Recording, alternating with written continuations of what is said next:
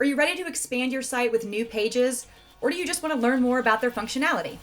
Either way, you're in the right place. I'm Emily, and I'm going to show you how to work with pages in Website Builder. I have Coinline Bar and Grill open in Website Builder.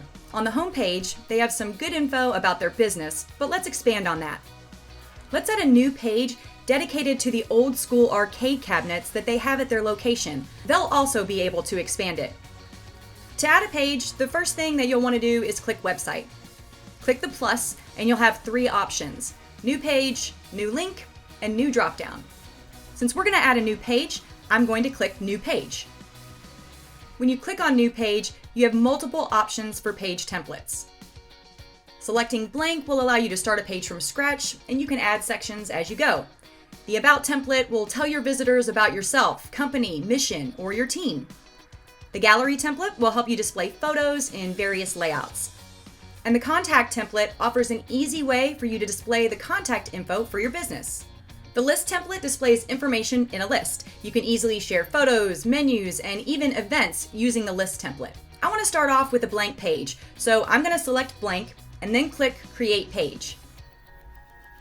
Next, give the page a name.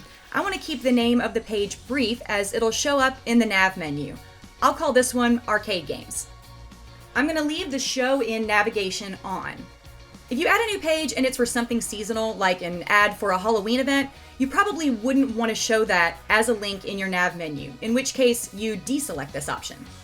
You can also choose to create an additional nav menu at the bottom of the page by turning Show in Footer on, but we'll stick to the top only and leave that off for now. Next, you have the option to make this a private page. Private pages are accessible only to members whom you've pre-approved. We want everyone to see the arcade cabinets, so we'll just click Create Page. Here's the new page ready for content. Coinline already has a great start with the photo gallery on their homepage, so instead of adding a new section, let's move that one here. Click on Home, and then scroll down until you see the section that you'd like to move.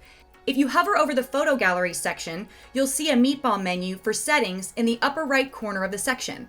Click on the meatball and then click Move Section. Select the page that you'd like to move the gallery to and then click Move.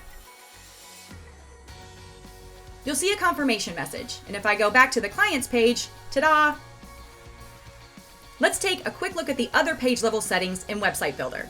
To view the pages on your site, click Website and then click the settings next to the page name. There will be four options.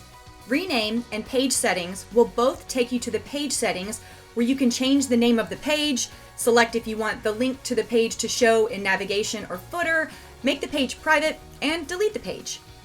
Duplicate Page will make a copy of the page. Delete Page will remove the page entirely.